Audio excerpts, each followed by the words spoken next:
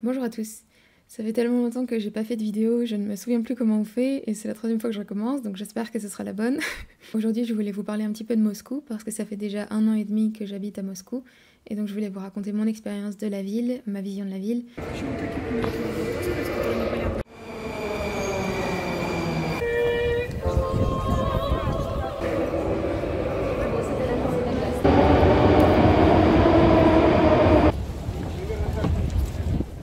Donc ce sera pas une vidéo très objective, je pense, parce que ça dépend beaucoup de mon expérience précédente, ça dépend des villes dans lesquelles j'ai habité, etc.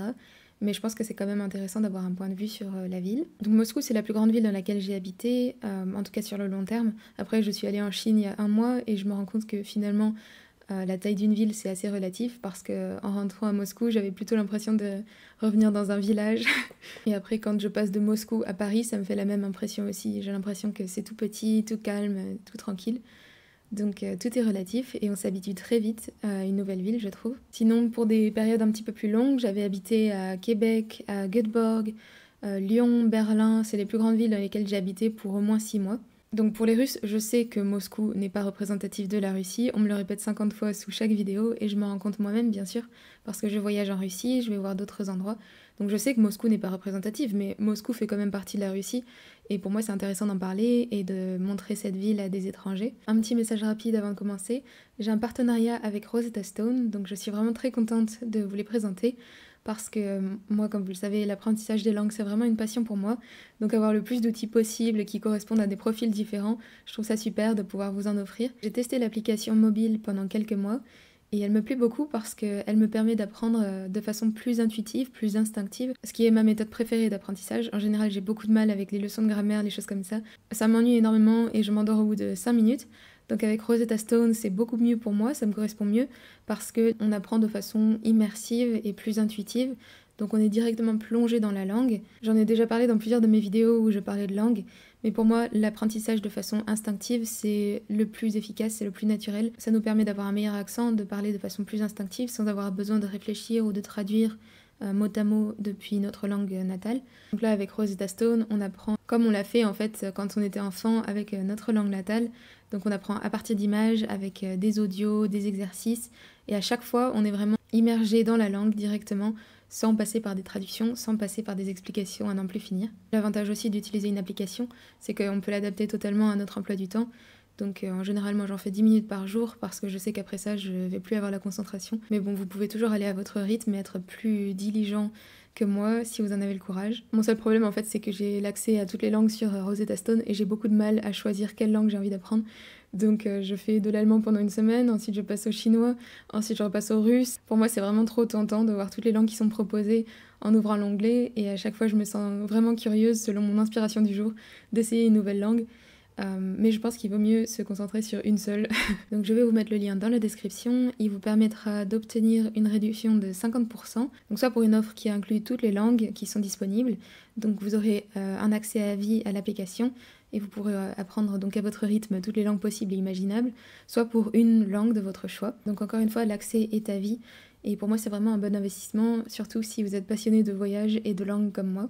Ok, maintenant je reviens à Moscou. Je pense que je vais me décaler pour essayer de mettre des illustrations. Je vais essayer d'intercaler des points positifs et des points négatifs sur la ville pour varier un petit peu les plaisirs. Après, honnêtement, j'adore Moscou, donc ça va être plus facile de trouver des points positifs que des points négatifs. Mais bon, bref.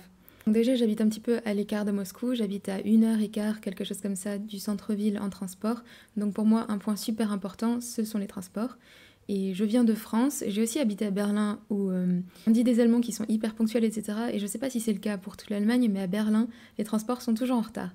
En France, ils sont souvent en retard aussi. Donc à Moscou, c'est un contraste énorme pour moi et c'est un gain de confort énorme aussi que d'avoir des transports qui sont quasiment toujours à l'heure, où il n'y a quasiment jamais de perturbations. Même aux heures de pointe, le métro n'est pas si désagréable que ça, on est un peu tassé bien sûr comme partout, mais déjà les gens se comportent très bien, je trouve, ils sont très disciplinés et civils, donc on n'a pas trop de bousculades, etc. Enfin, j'en ai vraiment pas vu.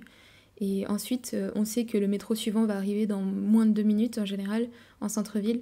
Donc il n'y a pas de bousculade pour ça aussi, parce qu'on n'a pas ce rush d'adrénaline quand on voit le métro qui s'approche et qu'on est un petit peu trop loin. Donc on sait que de toute façon le prochain va arriver rapidement, donc pas besoin de se dépêcher. Les transports sont aussi très ponctuels, en général les horaires sont pas mal respectés par rapport à la France encore une fois. Une des applications les plus utilisées ici pour se repérer c'est Yandex Maps. Je sais qu'il y en a d'autres mais moi c'est celle que je préfère et je la trouve beaucoup plus efficace que Google Maps parce qu'on peut vraiment voir en temps réel les bus se déplacer sur la carte, savoir où on en est, etc. Donc il n'y a vraiment pas de problème pour se déplacer. Le seul inconvénient je dirais c'est que les signaux GPS sont brouillés autour du centre de Moscou. Donc quand on connaît pas la ville et quand on arrive, c'est facile de se perdre. C'est pour des raisons de sécurité autour du Kremlin, etc.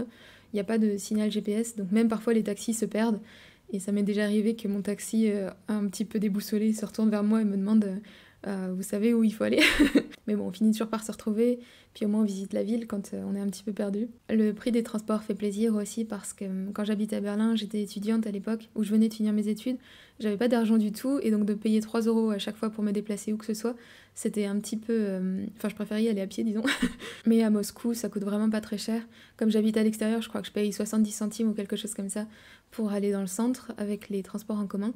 Et on a une carte, la Troïka, qui sert vraiment pour toute la ville, donc très pratique. C'est beaucoup plus difficile de tricher, je pense, à Moscou et de ne pas payer qu'en France, parce qu'il y a des gardes partout, etc. En France, on voit très régulièrement des gens qui sautent par-dessus les barrières ou qui ne payent pas en entrant dans les bus, etc. Et il y a assez peu de contrôle, mais à Moscou, déjà, les prix sont beaucoup moins chers, donc je pense que c'est moins tentant pour les gens de tricher. Et en plus, il y a des contrôles partout, donc les gens ne trichent pas. Tant qu'on est dans les déplacements, un truc un peu plus négatif, c'est que le vélo à Moscou, je trouve vraiment pas ça confortable. Il n'y a pas beaucoup de pistes cyclables. Et la seule fois où je me suis aventurée dans Moscou sur mon vélo, j'ai failli mourir 14 fois. Les gens conduisent assez vite, parfois ils doublent par la droite, etc. Donc il faut vraiment se méfier. Et la ville n'est pas faite pour ça, les gens sont pas habitués à avoir des vélos. Donc je sais qu'il y en a qui le font. Moi, la seule expérience que j'ai eue, j'ai pas envie de recommencer. Après, il y a des parcs, il y a des choses comme ça. Mais vraiment, Moscou, surtout en arrivant de Berlin, ou en tout cas peu après avoir vécu à Berlin, je trouve que c'est pas la meilleure ville pour les vélos, et c'est dommage, parce que c'est relativement plat, donc ça serait agréable d'en faire. Par contre, à la place des vélos, ils ont des trottinettes électriques absolument partout. C'est pareil, c'est pas très cher, en général ça coûte environ 9 roubles par minute, une fois qu'on la loue, et on en change très facilement, il y en a absolument partout. Donc ça pour visiter des endroits comme les parcs dans le centre, aller le long de la Moskva rivière. Je trouve ça super pratique parce qu'encore une fois, on prend sa trottinette, on la laisse à l'endroit où on veut, ça prend 2 minutes. C'est super simple à utiliser, il y a à peu près 3 marques principales de trottinettes et moi je suis complètement accro aux trottinettes, j'adore ça. Un autre avantage de Moscou par rapport à Paris ou aux grandes villes d'Europe, c'est le prix des taxis qui est largement réduit par rapport à l'Europe. Ça dépend des heures bien sûr, en heure de pointe ça peut être un peu plus cher, mais ici on paye dans l'équivalent de 10-12 € pour aller en centre-ville, par exemple, depuis chez moi, donc 45 minutes. Et je trouve ça très raisonnable par rapport à la France où j'aurais payé au moins 50 €. Donc j'ai jamais pris les taxis en Europe, mais à Moscou, je les prends quand je suis fatiguée ou quand il neige ou des choses comme ça, ou quand je suis paresseuse. Avec Yandex, c'est vraiment efficace et rapide. On commande un taxi, ils arrivent en général en moins de 10 minutes.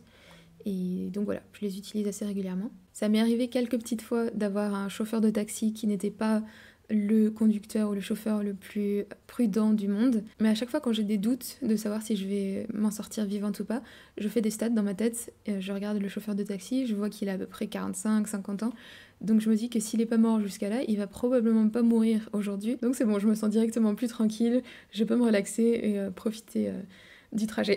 Parfois c'est un petit peu difficile de communiquer avec les chauffeurs de taxi ou les livreurs, etc. Parce que très souvent ils viennent de pays voisins à la Russie. Donc ils sont tadjiks, ils sont kirghizes, etc. Et ils parlent russe de façon moyenne, et je parle russe de façon très moyenne aussi. Donc notre conversation parfois est laborieuse. Après souvent ils sont très bavards, etc. Surtout s'ils voient que je suis étrangère, donc on peut discuter facilement, je pratique mon russe.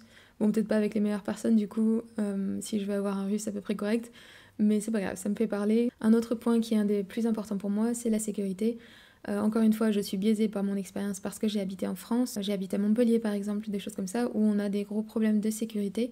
Et donc Moscou, ça me change la vie pour ça, parce qu'en fait, j'y pense plus au quotidien. C'était quelque chose qui me pesait vraiment, où il fallait toujours faire attention, alors que ici je peux porter une robe, il n'y a pas de problème, je me sens absolument tranquille. Donc à Moscou, les hommes peuvent venir nous voir, nous aborder, etc., demander le numéro, tout ça, mais souvent ils sont très polis et si on refuse, il n'y a pas trop de problème. Bon, ça m'est arrivé peut-être 2 fois où ils insistaient un petit peu, mais c'était pas agressif, etc. Alors qu'en France, très souvent, c'était des sifflements, des commentaires, des claquements de langue, des choses comme ça. Enfin, on a, on a plus l'impression d'être au cirque qu'autre chose. Ou même les regards, à vrai dire, en France. Quand j'habitais à Nîmes aussi, j'ai fait un stage là-bas pendant 6 mois. Il y avait des cafés qui étaient entièrement remplis d'hommes qui me regardaient passer en me détaillant de haut en bas avec zéro respect, zéro politesse. Et ça, c'est des choses que je vois pas du tout en Russie. Donc en France, je me souviens de promenades où vraiment j'étais hyper tendue, hyper crispée à la fin. Alors qu'ici, je peux me promener à n'importe quelle heure et il n'y a aucun problème. Les Russes me disent toujours, mais n'importe quoi, c'est hyper dangereux, t'imagines pas se promener toute seule le soir à Moscou et tout. Mais ils se rendent pas trop compte de la différence avec la France, ils n'ont pas eu cette expérience. Et bien sûr, il y a des quartiers à Moscou, il faut faire attention, j'en suis sûre, même si j'en ai pas vu, mais si on s'éloigne du centre, etc. Mais le problème, c'est qu'en France, c'est dans le centre-ville. Je parle du centre-ville quand je parle de danger et de manque de sécurité. Donc ça, mine de rien, c'est un poids énorme en moins au quotidien. Je sais que j'en parle souvent, et si vous êtes un homme, peut-être que ça vous parle pas trop, mais vraiment, quand on se fait siffler ou regarder de haut en bas comme un jambon, on se sent sale, en fait, après, pendant quelques heures, donc ça prend de l'énergie, c'est hyper fatigant d'être tendu en permanence. Et à Moscou, c'est un soulagement de pouvoir me promener comme je veux, quand je veux. Un inconvénient de Moscou par rapport à l'Europe, c'est que les gens parlent moins anglais. Donc si vous ne maîtrisez pas le russe, ça va être plus difficile de vous faire comprendre. Après, encore une fois, comme je suis allée en Chine il y a un mois, je me rends compte qu'en fait, les Russes sont pas si nuls que ça en anglais comparé aux Chinois. En Chine, j'ai vraiment eu du mal à communiquer parce que à Pékin, il y avait quelques personnes qui parlaient anglais, mais dans le reste de la Chine, enfin en tout cas les endroits que j'ai visités, vraiment les gens ne parlaient pas du tout, mais vraiment pas un mot en fait. Alors qu'en Russie, ils parlent au moins quelques mots, au moins comprendre une question simple, des choses comme ça, c'est possible. Mais ne vous attendez pas à ce que les gardes vous comprennent en anglais quand vous avez besoin d'une information ou de direction dans le métro, etc. Après, les transports sont très faciles à utiliser, tout est traduit en anglais aussi, quasiment. Donc c'est pas difficile de se débrouiller même sans parler russe. À Moscou, il n'y a pas de gens dans la rue aussi. Je sais pas si c'est une bonne chose ou une mauvaise chose, je sais pas du tout comment ça se passe, pourquoi il y en a pas. J'ai des amis russes qui m'ont fait de l'humour noir en disant que c'est parce qu'ils survivent pas à l'hiver, etc. Les SDF. Et je ne sais pas, mais en tout cas, c'est quand même beaucoup plus agréable de se balader dans une ville où il n'y a pas de tente dehors, il n'y a pas de campement en plein milieu du centre-ville ou dans les parcs, etc. On voit quasiment personne endormi sur un banc, endormi par terre, devant un magasin, etc. J'ai habité à La Rochelle pendant plus d'1 an, et quand je voulais faire mes courses en centre-ville, il y avait très souvent un espèce de campement devant la porte des Spar ou des choses comme ça. Des chiens, des gens qui fumaient, qui étaient assis par terre, qui mendiaient, etc. Et parfois, il fallait enjamber plusieurs chiens, plusieurs jambes pour rentrer dans le magasin. Et c'est vrai que même si les gens sont pas forcément agressifs, etc., c'est pas hyper agréable, je trouve. Donc ça, c'est quelque chose qu'ils n'ont pas du tout à Moscou. C'est clean, vraiment. Au niveau de la propreté, c'est pareil. Je pense que j'ai une expérience un petit peu biaisée. Parce qu'à Montpellier, par exemple, le système de ramassage des poubelles est absolument désastreux. Donc ça arrivait parfois que les poubelles s'entassent dans la rue, notamment les poubelles de carton ou les choses comme ça, au point où de pouvoir à peine passer en fait sur les trottoirs, tellement il y avait une accumulation de poubelles partout. Et en plus, comme c'est une ville où il fait assez chaud, du coup ça sent vraiment mauvais, etc. Donc Moscou me paraît impeccable par comparaison. Les Russes disent que Minsk est beaucoup beaucoup plus propre que Moscou, mais c'est vrai que moi, venant de France, j'ai du mal à m'imaginer une ville plus propre. Après, c'est possible de voir quelques papiers par terre, et si on s'éloigne du centre-ville, c'est moins propre quand même. Mais dans le centre, au moins, c'est quasiment toujours impeccable. Donc encore une fois, je compare à Paris, je compare à Montpellier, aux grandes villes de France, où très souvent dans le centre, bon, il y a des déchets par terre, et peut-être pas en ce moment à Paris, parce qu'il paraît que Paris est devenu propre pour les 2 prochains mois, mais de façon générale, c'est quand même beaucoup plus propre ici. Autre chose que j'aime beaucoup ici, que ce soit à Moscou ou dans le reste de la Russie, qui me facilite la vie au quotidien, c'est le service des banques. D'ailleurs, les services informatiques en général, parce que les applications sont beaucoup plus performantes que ce qu'on a en France. Je l'ai répété au moins 15 fois dans mes vidéos, mais à chaque fois qu'il faut que je me serve de mon application Société Générale, je m'arrache les cheveux, vraiment c'est l'horreur. Par comparaison avec les banques russes, c'est vraiment le Moyen-Âge. En Russie, tout se fait en un clic, on peut transférer très facilement. Il y a aussi des chats d'aide qui fonctionnent très très rapidement. C'est même possible parfois de trouver des gens qui parlent anglais dessus. Bon, généralement c'est en russe, mais on peut écrire, donc déjà avec un traducteur c'est relativement facile. Et ils répondent très rapidement. Alors que moi, sur Société Générale, c'est réponse sous 48 heures pendant la semaine. Et encore, ça, c'est si j'ai de la chance. Et puis les gens sont compétents aussi. Ça me change de la Société Générale. Je sais pas si c'est la même chose pour les autres banques françaises. Je veux pas cracher sur des choses que je connais pas. Mais la Société Générale, quand je leur demande de faire quelque chose, c'est souvent il faut négocier, il faut attendre, il faut qu'ils contactent quelqu'un d'autre, etc. En Russie, j'utilise 2 banques. J'utilise Tinkoff et j'utilise Raiffeisen. et les deux sont aussi compétentes l'une que l'autre. Donc ça, encore une fois, ça paraît être des petites choses, mais en fait, en France, on perd un temps de fou avec ce manque d'efficacité de beaucoup de nos services. Et la bureaucratie, de façon générale, en France, est beaucoup plus laborieuse qu'en Russie. On en a à peu près la même quantité, je dirais. Nos deux pays aiment beaucoup la bureaucratie, les papiers qui servent à rien, etc. Mais en Russie, ça fonctionne. En Russie, c'est efficace. On a des rendez-vous rapidement, etc. On a des listes de papiers à fournir. Alors qu'en France, ils nous baladent de bureau en bureau. Il faut encore imprimer, envoyer des trucs sous enveloppe, etc. Comme au bon vieux temps. Donc c'est beaucoup plus dur à gérer cette bureaucratie qu'en Russie. Même si au final, la quantité de papier à signer est probablement la même. Pour ce qui est de la nourriture, je pense que c'est un petit peu mitigé, positif et négatif des deux côtés. En France, on a qualité de nourriture excellente. Donc on a de très bons produits dans les supermarchés et des choses comme ça, qui sont plus difficiles pour moi à trouver en Russie. Après, les Russes sont très attachés à leurs produits russes, et donc ils comprennent pas forcément quand je dis ça. Mais moi, je préfère quand même nos produits français pour ceux qu'on trouve au supermarché, qui sont plus frais. Souvent, les légumes et les fruits sont de meilleure qualité. En revanche, en Russie, déjà, les prix sont beaucoup plus faibles. Ensuite, la qualité au restaurant est totalement différente. Ça, c'est quelque chose que je comprends pas très bien en Russie, parce que dans les supermarchés, c'est assez difficile de trouver des produits de bonne qualité, ou alors il faut aller dans des supermarchés qui coûtent plus cher, comme Vkuzville ou des choses comme ça. Mais dans un supermarché de base, on va pas trouver une viande excellente, ou c'est plus difficile, disons. Et alors que dans les restaurants, je trouve que la nourriture est d'excellente qualité, vraiment au moins aussi bonne qu'en France, et pour le même prix largement meilleure. Avant de venir en Russie, j'avais voyagé avec ma petite sœur en République tchèque et j'avais vécu en Pologne pendant 4 mois. Et dans ces deux pays, j'avais l'impression que vraiment on se nourrit plutôt de pommes de terre et de viande et il y a assez peu de choix, la nourriture était pas... Enfin, c'était pas ce que j'ai préféré, disons. Et c'était plus difficile de se nourrir que dans les autres pays où j'ai vécu. Donc je me suis dit qu'en Russie, ça allait être la même chose puisqu'on était encore plus à l'est. Et en fait, pas du tout. En Russie, il y a vraiment beaucoup de choix dans les restaurants. Il y a des restaurants très différents. La cuisine géorgienne, j'en parle tout le temps, mais c'est vraiment trop bon. Le service est de super bonne qualité en général. Par rapport à la France, on attend beaucoup moins longtemps. Et puis comme c'est moins cher, il y a vraiment toute une culture du restaurant. Ils sont ouverts à toute heure d'ailleurs. On n'a pas besoin d'attendre les midi, 14h ou après 19h, etc. On peut manger à toute heure. Et il y en a vraiment partout. Il y a beaucoup de cafés aussi. Et le café est de bonne qualité. Donc franchement, les restaurants français ne me manquent pas du tout. Même s'il y a certaines choses, bien sûr, comme les crêpes bretonnes qui me manquent. Donc en gros, pour ce qui est de la nourriture, je préfère les supermarchés en France.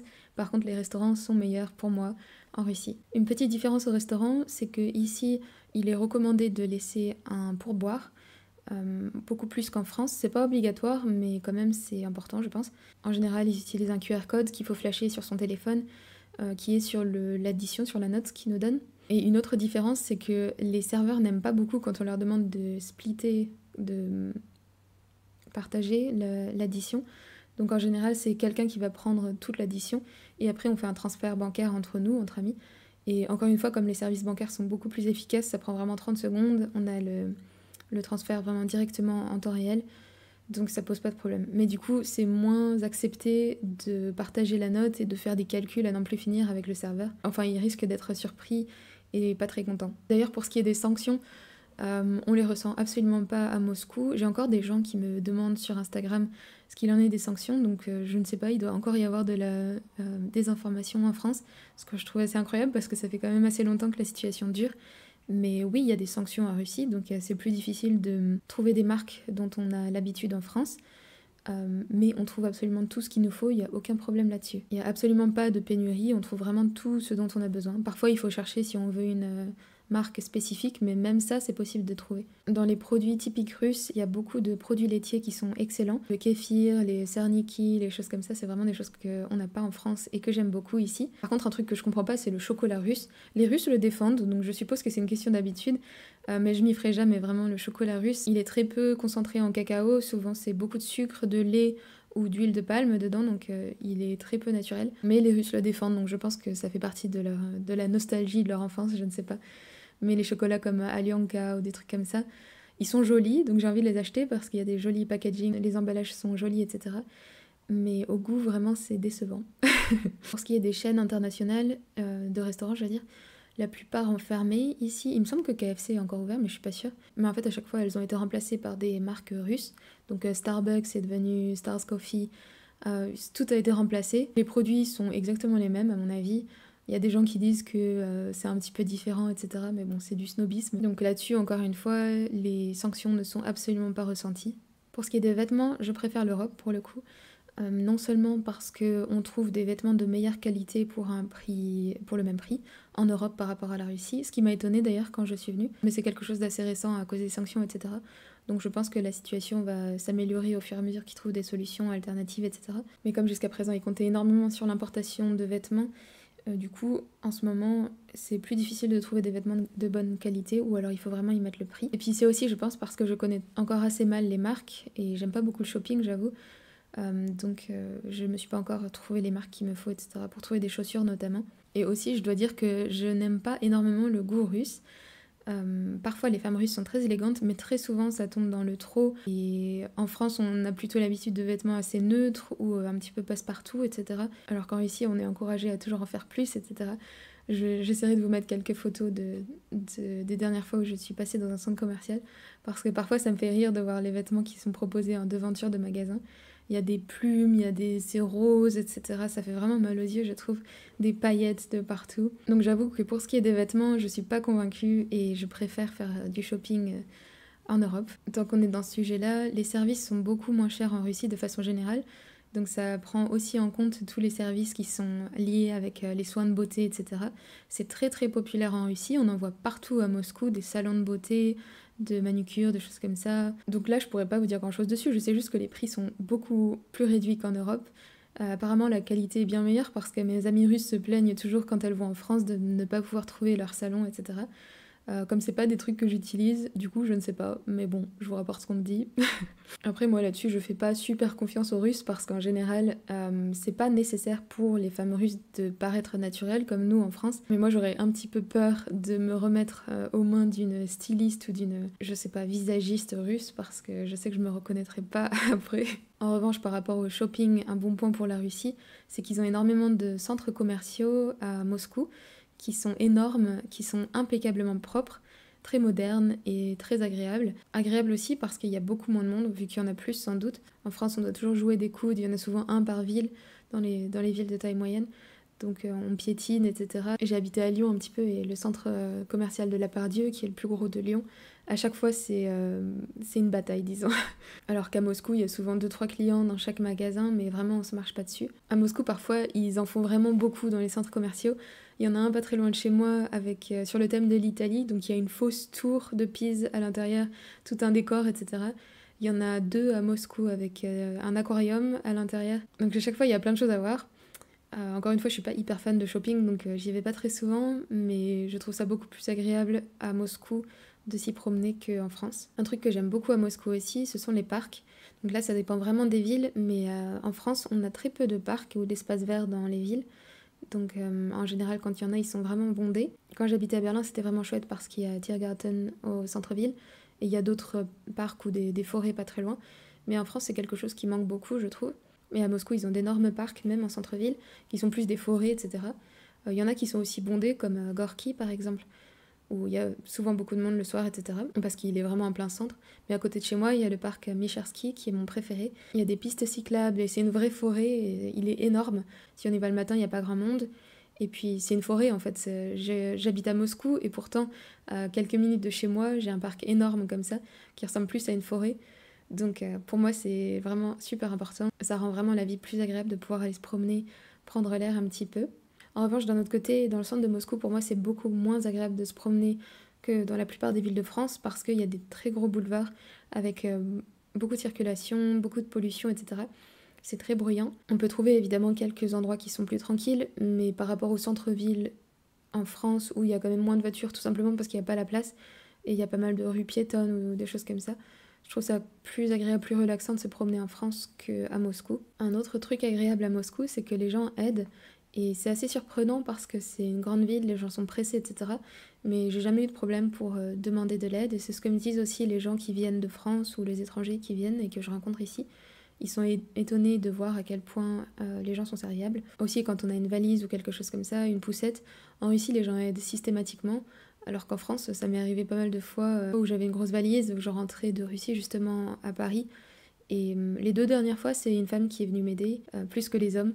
Après, je comprends que les hommes soient un petit peu méfiants parce que parfois les femmes réagissent de façon très agressive quand un homme essaye de les aider en France. Donc ça, c'est quand même agréable que les gens soient serviables ici. À Moscou, il y a vraiment beaucoup de choses à faire, beaucoup de choses à voir. Il y a toujours des événements culturels ou des événements de façon générale. Mais après ça, je pense que c'est la même chose dans la plupart des grandes villes, des capitales. Un autre point que j'ai failli oublier au niveau de la technologie et de la nourriture, c'est les systèmes de livraison à Moscou qui sont très très rapides. Donc moi j'utilise Ozon en général. Et j'ai beau habiter un petit peu à l'écart de la ville, etc. On peut avoir son panier livré devant la porte en quelques dizaines de minutes. Et ça coûte pas très cher vraiment par rapport à la France. On n'a pas à payer la livraison en général. Les produits sont pas quasiment au même prix qu'en supermarché, en tout cas là où je suis. Donc voilà, je suis devenue super paresseuse. Maintenant, je ne vais plus au supermarché. Je me fais livrer devant ma porte. J'ai même pas besoin d'ouvrir la porte. Et quand je rentre du travail, je trouve mon petit paquet devant chez moi. Pour ce qui est de la beauté de la ville, en général, c'est assez partagé entre Moscou et Saint-Pétersbourg. Quelle est la plus belle ville? Moi, j'avoue que je trouve que Saint-Pétersbourg est plus belle parce qu'il y a plus de bâtiments historiques. C'est vraiment super agréable de s'y promener. Mais la plupart des étrangers que je rencontre ici, et j'en rencontre beaucoup en ce moment, me disent qu'ils préfèrent Moscou quand même parce qu'à Moscou, l'ambiance est vraiment spéciale. C'est une ambiance très dynamique, très vivante. Tout bouge, tout se développe hyper rapidement, donc c'est fascinant.